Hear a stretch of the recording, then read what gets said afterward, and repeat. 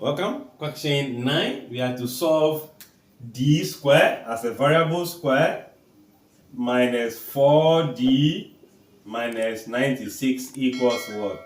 0. This is quadratic. Even though we are not seeing x or y, the d is standing in for x. So coefficient here is 1. So we multiply by negative 96. We find factors of negative 96. When you add, you get a negative 4. So let's have our negative 96. These two factors that we are going to multiply. These factors, it could be pair. The negative we are seeing here means that the biggest factor must be negative. So, 96, 12 times 8 give you 96. So 12 will be negative. Then the 8 will be what? Positive. So we have negative 12 and what? 8.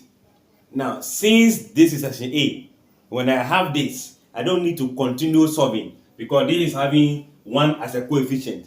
So I only change their sign to be the answer. So the answer is going to be 12, positive 12, negative 8.